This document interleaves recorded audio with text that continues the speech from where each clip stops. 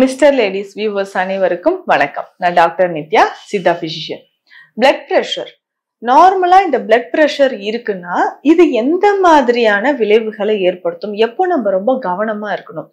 இப்போ blood pressure அப்படின்னு சொல்றது ஒவ்வொருத்தருக்குமே இது வேறுபடுதுன்னு சொல்லலாம். ஒவ்வொரு இண்டிவிஜுவலுக்குமே ஒருத்தர் உடல் பருமனா இருக்காங்க, உயரமா இருக்காங்கன்னா அவங்களுக்கு ஒரு மாதிரி பிளட் பிரஷர் இருக்கும். சிலர் ரொம்ப ஒல்லியா அண்டர் வெயிட்ல ஒரு 45 கிலோ 50 கிலோ அளவு தான் இருக்கிறாங்க அப்படின்னா அவங்களுக்கு வேற மாதிரி பிபி மெயின்டைன் ஆகும். இப்போ உடல் எடை, நம்ம உடலோட மெட்டபாலிசம், உடல் தன்மை, நம்மளுடைய ஃபுட் எந்த மாதிரியான ஃபுட் எல்லாம் எடுக்கிறோம், இதை பேஸ் பண்ணி தான் நம்மளுக்கு பிபி எவ்வளோ இருக்குன்றது நமக்கு தெரியும். இப்படி பார்க்கும்போது இவங்களுக்கு அது நார்மலா இருக்கிறத விட குறைவாக இருக்கும்போது, அதாவது உடல் பருமன் இல்லாத நபர்களுக்கு உடல் எடை குறைவாக இருக்கு, நமக்கு கொஞ்சம் வெயிட் தான் நான் இருக்கேன், ஒரு 45 to 50 kg தான் இருக்கேன், இவர்களுக்கு நார்மலா இருக்கக்கூடிய பிளட் பிரஷரை விட கம்மியா தான் இருக்கும். எவ்வளவு இருக்கும் அப்படின்னு பார்த்தோம்னா ஒரு 100/100/70 இல்ல 90/60 இந்த மாதிரி இருக்குன்னு வச்சுக்கோங்க. அப்போ இவர்கள் எனக்கு பிளட் பிரஷர் ரொம்ப குறைவாக இருக்கு அப்படின்னு நம்ம நினைச்சுக்க கூடாது. சோ அதற்கான நம்ம லோ பிரஷர் இருக்கு, அதுக்கான சிகிச்சைகள் எடுக்கலாம் அப்படின்னு நினைக்க கூடாது. ஏன்னா இது பல வருஷமா இப்படியே மெயின்டைன் ஆகுதுன்னா ஒவ்வொருத்தரோட உடல் வாகுக்கு ஏற்ற மாதிரி பிபி அது அப்படியே பாடியில அப்படியே நிக்கும், அப்படியே இருக்கு அப்படின்னு தெரிஞ்சுக்கலாம். இதுவே நமக்கு உடல்ல கொலஸ்ட்ரால் லெவல் அதிகமா இருக்கு, உடல் பருமன் அதிகமா இருக்கக்கூடிய நபர்கள் அப்படின்னா என்ன ஆகும்னா பிபி கொஞ்சம் கொஞ்சமா ரைஸ் ஆகுதுன்னு வச்சுக்கோங்க. ஒரு 130/90 இருக்குன்னா இது அவர்களுக்கு நார்மல். பட் இதுவே கொஞ்சம் அதிகமாகும் போது 140/100 ஆகுது, இல்ல 150/100 இந்த மாதிரி அதிகரிச்சுக்கிட்டே போகும்போது உடல்ல பல பிரச்சனைகள் நமக்கு உண்டாகுது. அதிகமாக இருக்கக்கூடிய பிளட் பிரஷர் நமக்கு பல நோய்களை உண்டாக்குன்னு சொல்லலாம். முக்கியமாக மூளை சம்பந்தப்பட்ட நோய்களை நமக்கு உண்டாக்குது. மூளை அப்படின்னு சொல்லும்போது இப்போ பிளட் பிரஷர் அதிகமாகுதுன்னா சடனா சிலர் சொல்லுவாங்க, ஐயோ அவன் டென்ஷன் பண்ணிட்டு போயிட்டான், அப்பல இருந்து ஸ்டார்ட் ஆன தலைவலி இன்னும் எனக்கு சரி ஆகல அப்படின்னு நிறைய பேர் சொல்லுவாங்க. சோ அந்த மாதிரி அதிகமா டென்ஷன் ஆகக்கூடிய சமயங்கள்ல நமக்கு பிளட் பிரஷர் அதிகமாகி மூளை பாதிப்பு ஏற்பட்டு மூளை செல்கள் பாதிப்பு ஏற்படுது. அதற்கு அடுத்தது மூளையில இருக்கக்கூடிய பிளட் வெசல்ஸ்ல ஏதாவது லீக்கேஜ் ஆகுதா, ஸோ அதிகமான டென்ஷன் டிப்ரெஷன்ல இருக்கக்கூடியவங்களுக்கு மூளையில இருக்கக்கூடிய செல்கள் பாதிப்பு ஏற்படுதா அப்படின்றத நம்ம பார்த்துக்கணும். இப்போ மூளை செல்கள் பாதிப்பு ஏற்படாமல் இருப்பதற்கும் நம்ம பார்த்துக்கணும். இல்ல சில நேரங்களில் ரத்த கட்டு ஏற்படுறதுக்கும் வாய்ப்பு இருக்கு. ஸோ இந்த மாதிரி மூளை செல்கள் ஏதாவது ஒரு இடத்துல பாதிப்பு ஏற்பட்டு ரத்த கட்டுகள் இருந்தாதான் அடுத்ததாக நமக்கு என்ன சொல்றோம்னா ஸ்ட்ரோக் வருவதற்கான வாய்ப்புகள் இருக்கு. ஸ்ட்ரோக்னா நம்ம மூளை பகுதியில ஏதாவது ஒரு இடத்துல ரத்த கட்டு இருக்கிறது. ஸோ ரத்த கட்டு இருந்து அதனால ஸ்ட்ரோக் வர்றதுக்கும் வாய்ப்பு இருக்கு. அப்போ பிபியை எப்பவுமே நம்ம கண்ட்ரோலா வச்சுக்கணும். இப்ப ஹை பிபி இருந்துச்சுன்னா அதை நார்மலுக்கு கொண்டு வர்றது ரொம்ப ரொம்ப ஈஸி அப்படின்னு சொல்லலாம். ஹை பிபி இருக்கக்கூடியவங்களுக்கு நார்மலா நம்ம பிளட் பிரஷரை மெயின்டைன் பண்ணணும்னா உப்பு சார்ந்த உணவுகளை நம்ம குறைச்சி ஆகணும். அப்போ மூளை தொடர்பான பிரச்சனைகள் வராமல் இருக்கும். அதே மாதிரி பிபி அதிகமாக அதிகமாக இதயம் தொடர்பான பிரச்சனைகள் வருது. பால்பிடேஷன் அப்படின்னு சொல்லுவோம், ஒரு படபடப்பு ஏற்படுறது. அப்போ இதயத்தில் ஒரு படபடப்பு, நிறைய பேருக்கு இந்த பிரச்சனை இருக்கும். இதயத்தில் உண்டாகக்கூடிய ஒரு படபடப்பு, படபடப்புன்னு அடிச்சுதுங்க, கொஞ்சம் தூரம் தான் நடந்தா நல்ல மேல் மூச்சு கீழ் மூச்சு வாங்குது அப்படின்னு சொல்லுவாங்க. இதற்கு அடுத்தது பார்த்தோம்னா நம்ம இதய தசைகளும் வலிமை இழக்கிற மாதிரி ஒரு ஃபீல் இருக்கும்.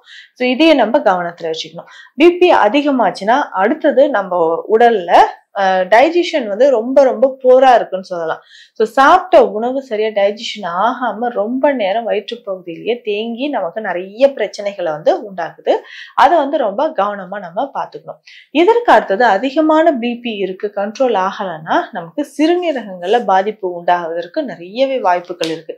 சிறுநீரக பாதிப்பு, அதாவது சிறுநீரக செயலிழப்பு அப்படின்னு சொல்லுவோம், சிகேடி ப்ராப்ளம். ஸோ இந்த மாதிரி சிறுநீரக பாதிப்பு வருவதற்கும் ஒரு முக்கியமான காரணம் இந்த பிளட் பிரஷர் தான். அப்போ ஹை பிளட் பிரஷர் நமக்கு என்ன ஆகுதுன்னா இந்த மாதிரி மேஜர் ஆர்கன்ஸ், முக்கியமான உறுப்புகளை பாதித்து உடலுக்கு பெரிய ஒரு தீரவே முடியாத மாதிரி ஒரு பிரச்சனையை உண்டாக்குது. அதற்குதான் ஆரம்பத்திலே நம்ம என்ன பண்ணோம்னா பிபி லெவல் எவ்வளவு இருக்கு. ஸோ இன்றைக்கு யங் அடல்ட்ஸ் நிறைய பேருக்கு பிபி இளம் வயதிலேயே பிபி இருக்கிறத நம்ம பார்க்கிறோம். ஒரு 25-30 வயதுல இருக்கக்கூடியவங்களுக்கே நம்ம என்ன பண்றோம்னா நமக்கு பிளட் பிரஷர் அதிகமாக இருக்கு, அதற்கான மாத்திரைகளை நம்ம எடுக்கிறோம்னு சொல்றோம்.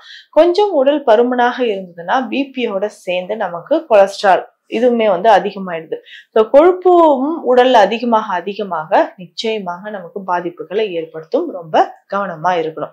ஸோ இதே மாதிரியான சில விஷயங்கள் நம்ம ஃபாலோ, அதாவது பிளட் ப்ரெஷரோட சில விஷயங்கள் என்ன நம்ம ஃபாலோ பண்ணோம்னா, உணவு முறைகள் நான் முன்னரே சொன்ன மாதிரி உப்பு சார்ந்த உணவுகளை குறைச்சிக்கணும், புளி சார்ந்த உணவுகளை குறைக்கணும், அதிகமான எண்ணெய், நெய், பட்டர் இது வந்து குறைச்சிட்டு, சிலர் வந்து நிறைய ஆல்கஹால் எடுக்கக்கூடிய ஹேபிட் இருக்கும். ஸோ ஆல்கஹால் எடுத்தாங்கன்னா நிச்சயமாக பிளட் ப்ரெஷர் அதிகமாகி மூளை பாதிப்பு ஏற்பட வாய்ப்புகள் இருக்கு. இதை தாண்டி ரொம்ப ஸ்டார்வேஷன் அப்படின்னு சொல்றோம், பட்னி கெடுத்தல் அப்படின்ற ஒரு பிரச்சனை இருக்கும். ஸோ சரியான உணவு இல்லாமல் இருக்கிறவங்களுக்கு பிளட் ப்ரெஷர் அதிகமா இருக்கும். உறக்கம் இல்லாமல் இருக்கக்கூடிய நபர்களுக்கும் பிளட் ப்ரெஷர் அதிகமா இருக்கும். அப்போ உறக்கம் இல்லாமல் நம்ம இருக்கிறோம், ரொம்ப நாளா உறக்கம் இல்லாமல் இருந்துட்டு ஏதோ ஒரு ரீசன்னால இருக்குன்னா பிளட் ப்ரெஷர் அதிகமாயிட்டு உடலில் பாதிப்புகளை ஏற்படுத்தும். அப்ப ரத்த நாளங்கள்ல வந்து கொழுப்பு படியறதோ இல்ல மற்ற தாதுக்கள் வந்து படிஞ்சு இதயத்திற்கோ மூளைக்கோ நமக்கு ரத்தம் போகாமல் ஆகிறது, இந்த மாதிரியான நிறைய பிரச்சனைகள் இருக்கு. ஆரம்பத்திலே இந்த பிளட் ப்ரெஷர் நம்ம கண்ட்ரோல் பண்ணும்போது இந்த மாதிரி பெரிய நோய்கள்ல இருந்து நம்ம உடல்ல இருக்கக்கூடிய மேஜர் ஆர்கன்ஸ் இது பாதிப்பு ஏற்படுத்தாம நம்ம நோய் நிலையிலிருந்து வெளியில வர முடியும். இதுக்கு பேசிக்கா அந்த பிபி குறைக்கணும்னா எந்த மாதிரியான மூலிகைகளை நம்ம ஃபாலோ பண்ணிட்டு வரோம், இது ரொம்ப ரொம்ப முக்கியம். இந்த நீர்ச்சத்து நிறைந்த காய்கறிகள்ல முள்ளங்கி ரொம்ப முக்கியம். அதுக்கப்புறம் பார்த்தோம்னா பீர்க்கங்காய். இந்த மாதிரி காய் வகையில நீர்ச்சத்து நிறைந்திருக்கக்கூடிய காய் வகைகளை நம்ம ஃபாலோ பண்ணும்போது பிளட் ப்ரெஷர் நமக்கு குறைய ஆரம்பிக்கும். எப்பவுமே பிளட் ப்ரெஷர் வந்து ஒருத்தருக்கு ஒருத்தர் நமக்கு வேறுபடுது. ஸோ அந்த மாதிரி இருக்கக்கூடிய நேரத்துல அவர்களுக்கு வந்து நார்மலா இருக்கே, ஹையா இருக்கே, நமக்கு ரொம்ப லோவா இருக்கு அப்படின்னு நம்ம ஒரி பண்ண வேண்டாம். ஸோ நான் சொன்ன இந்த ரெமடிஸை ஃபாலோ பண்ணும்போது நம்ம உடல்ல இருக்கக்கூடிய பிளட் ப்ரெஷர் கொஞ்சம் கொஞ்சமாக வெளியேற ஆரம்பிக்கும். சித்த மருத்துவத்தில் இருக்கக்கூடிய அசைச்சூரணம் பிபியை நமக்கு நல்லாவே ரெடியூஸ் பண்ணி கொடுத்துருன்னு சொல்லலாம். இந்த மருந்தும் சேர்த்து நம்ம சாப்பிடும்போது நமக்கு பிளட் ப்ரெஷர் குறையும். இதயம் தொடர்பான பிரச்சனைகள் இருக்குன்னா அதற்கு ஏற்ற மாதிரி, அதாவது பழச்சாறுகள் நிறைய எடுக்கிறோம், இல்ல நமக்கு ஈவினிங் டைம்ல கொஞ்சம் முளைக்கட்டிய பயிறு வகைகள் ஒரு பவுல்ல எடுத்துட்டு வரோம் அப்படின்னாலும் இதயத்திற்கு ரொம்ப ரொம்ப நல்லது. ஸோ அப்போ அந்த பிளட் ப்ரெஷர் அதிகமாக இருந்துச்சுன்னா அதை குறைப்பதற்கு என்னென்ன வழிமுறைகள் அப்படின்னு நான் சொல்லியிருக்கேன். இதோட முக்கியமா மூச்சு பயிற்சி, வாக்கிங் அப்படின்னு சொல்லக்கூடிய நடைப்பயிற்சி ரொம்ப முக்கியம். ஸோ இந்த டைம்ல தான் காலையில எழுந்திரிச்சு நல்லா பிரீத் பண்ணிட்டு ஸோ வாக்கிங் போகும்போது நம்ம உடல்ல அதிகப்படியாக இருக்கக்கூடிய கழிவுகள் வெளியேறது மட்டும் இல்லாம நரம்புகள் பலப்பட ஆரம்பிச்சு நம்ம ரத்த ஓட்டம் உடல்ல சீராக இருக்கும்.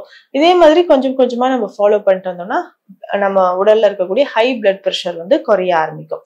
இந்த பதிவுல பிபி இருந்துச்சுன்னா எப்படி நம்ம வந்து குறைக்கலாம், இல்ல அது எந்த மாதிரியான ஆபத்தான விஷயங்களை கொடுக்குது அப்படின்றத பார்த்தோம். மீண்டும் அடுத்த பதிவில் சந்திக்கலாம்.